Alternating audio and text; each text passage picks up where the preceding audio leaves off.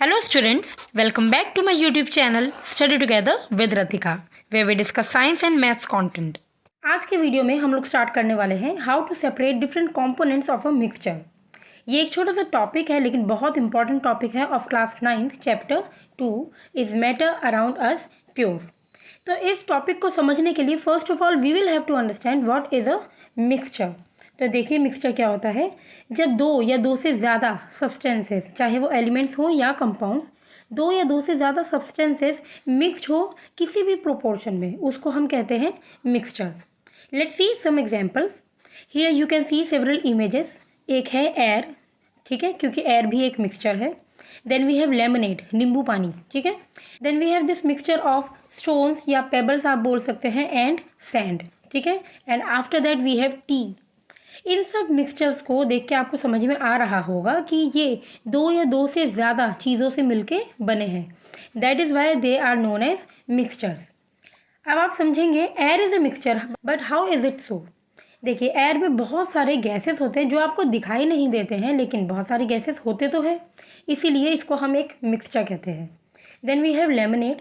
इसमें आपको lemon juice, sugar, salt, ये सब चीज़ें अलग अलग दिखाई नहीं देती हैं, but still it is a mixture.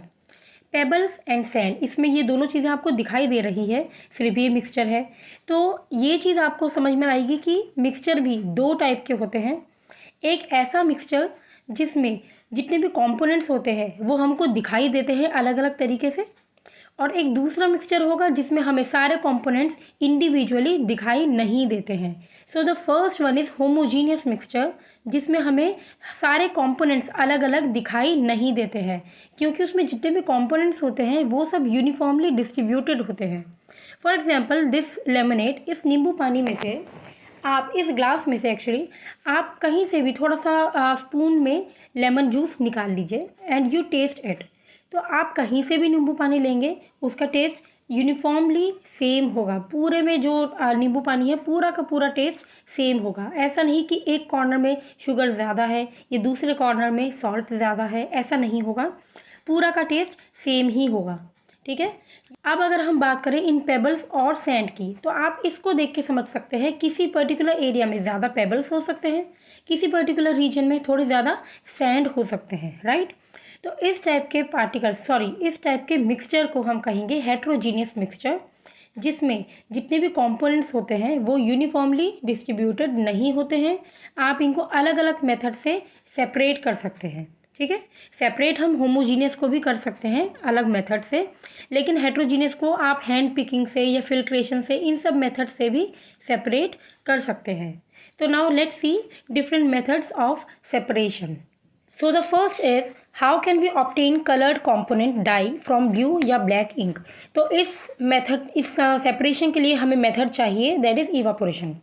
Always remember, जितने भी मेथड्स हम लोग पढ़ने वाले हैं सब में, जब भी आप एग्जाम में लिखे या कहीं पर भी लिखते हैं, तो you should first of all write the principle, then working या उसका जो भी आपका मेथड है, एंड देन 1 or 2 यूजेस। इस तरीके से ये तीनों चीज़ें आप सेपरेटली लिखेंगे तो definitely you are going to get good marks, और इससे आपकी अंडरस्टैंडिंग भी अच्छी होगी।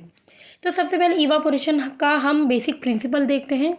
इसका प्रिंसिपल ये कहता है कि जब किसी मिक्सचर में दो कंपोनेंट्स हैं, ठीक है, तो एक कंपोनेंट जिसका बॉइलिंग पॉइंट कम है वो सबसे पहले ऊपर की तरफ चला जाएगा, वेपर फॉर्म में चेंज हो जाएगा, या आप कह सकते हैं वो बॉयल होके इवापोरेट हो जाएगा।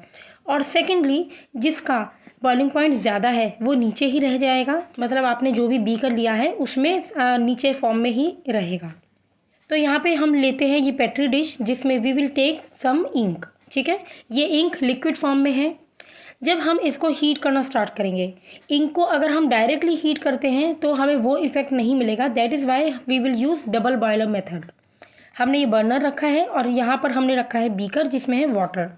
जैसे जैसे ये वाटर बॉईल करेगा तो इसके इवापोरेशन की वजह से पेट्री प्लेट पर हीट मिलेगी। ये हल्की हल्की जो हीट मिलेगी, इसकी वजह से जो इंक का लिक्विड पार्ट है, मतलब जो उसका सॉल्वेंट है, वो हीट अप होएगा और वो इवापोरेट होना स्टार्ट हो जाएगा। जैसे जैसे आप यहाँ पे देख सकते हैं वो इवापोरेट होगा, तो जो लिक्विड पार्ट है वो तो इवापोरेट हो जाएगा, और जो डाई होगा इंक में, ठीक है, डाई मतलब वो सॉलिड पार्ट, वो इस पेट्री डिश में ही रह जाएगा। And in this way we can separate the dye from ink. तो ये था इवापोरेशन टेक्निक। नेक्स्ट आता है how can we separate cream from milk. तो इसके लिए हमारे पास बेस्ट टेक्निक है सेंट्रीफ्यूगेशन, जो कि हम अपने घर में भी बहुत ज़्यादा प्रैक्टिस करते हैं। तो आप यहाँ पर देखिए ये मेथड होता क्या है और इसको हम कहाँ कहाँ पर यूज़ करते हैं। सबसे पहली बात, सेंट्रीफ्यूगेशन एक ऐसी टेक्निक है जिसमें हम जो कंपोनेंट्स को सेपरेट करने वाले हैं उन कंपोनेंट्स में जो डेंसिटी होती है that should be hugely different. दोनों चीज़ों की, दोनों कंपोनेंट्स की डेंसिटी में काफ़ी ज़्यादा डिफरेंस होना चाहिए। तो हम इस मेथड को बहुत ईजीली यूज़ कर सकते हैं। हम एक ट्यूब में, जो कि हमारे सेंट्रीफ्यूगेशन मशीन के अंदर हम इंसर्ट कर सकते हैं, इस ट्यूब में हम अपना जो भी कंपोनेंट है, फॉर एग्जांपल यहाँ पे हमें मिल्क में से क्रीम को सेपरेट करना है ना। तो मिल्क को हम लेंगे उस छोटे से ट्यूब में। तो मिल्क में फ़ैट होता है जिसको हमें सेपरेट करना है। जब हम बहुत ज़्यादा स्पीड में, हाई आरपीएम में इसको रोटेट करवाएंगे तो जिसकी डेंसिटी बहुत ज़्यादा होती है दैट इज़ फैट्स, वो नीचे बैठ जाएंगे और कम डेंसिटी दैट इज़ वाटर या मिल्क, वो ऊपर ऊपर तैरने लग जाएंगे। तो यहाँ इस वीडियो में भी आप देख सकते हैं किस तरीके से जब किसी कंपोनेंट को हम बहुत हाई स्पीड में रोटेट करवा रहे हैं तो हैवी पार्टिकल्स नीचे सेटल डाउन हो जाते हैं, जिसको हम पैलेट्स कहते हैं, and lighter particles keep on floating. ये मेथड हम बहुत ज़्यादा यूज़ करते हैं अपने घरों में, मिल्क में से या जब मलाई जमाते हैं उसमें से घी निकालने के लिए, ठीक है। या इस मेथड को हम यूज़ कर सकते हैं ब्लड और यूरिन के टेस्ट के लिए, ठीक है। आपने देखा होगा वॉशिंग मशीन में भी जब कपड़े हम घुमाते हैं पानी के साथ तो कपड़े नीचे बैठ जाते हैं और पानी ऊपर, और गोल गोल घूमते घूमते इसी वजह से उसमें से गंदगी भी, जितने भी डर्ट पार्टिकल्स होते हैं वो सेपरेट हो जाते हैं, ठीक है। Now the next is differential interaction. तो इस मेथड को यूज़ करके we separate a mixture of two immiscible liquids. Immiscible liquids मतलब दो कंपोनेंट्स ए एंड बी जो कि आपस में डिज़ोल्व नहीं है, ठीक है। इमिसिबल का मतलब जो कि आपस में डिज़ोल्व नहीं है। जैसे कि आप देखिए वाटर है, ठीक है, वाटर में अगर आप ऑयल ऐड कर देंगे तो ऑयल के पार्टिकल्स ऊपर ऊपर फ्लोट करेंगे और वाटर के पार्टिकल्स नीचे रहेंगे, ठीक है। तो यही मेथड हम यूज़ करते हैं इस टाइप के लिक्विड्स को, इमिसिबल लिक्विड्स को सेपरेट करने के लिए। ये है हमारा सेपरेटिंग फनल जिसमें हमने वाटर और केरोसिन ऑयल ले लिया है, ठीक है। This blue part shows water and this yellow part shows kerosene oil. आपके पास जो भी ऑयल है आप वही यूज़ कर सकते हैं। दिस इज़ स्टॉप कॉक, ठीक है। हम क्या करेंगे, इसमें अपना सॉल्यूशन या जो भी लिक्विड है उसको हमने फिल कर लिया है and here we will put one beaker. यहाँ स्टॉप कॉक की हेल्प से इसको हम जैसे ही ओपन करेंगे तो वाटर यहाँ से नीचे आता रहेगा, राइट।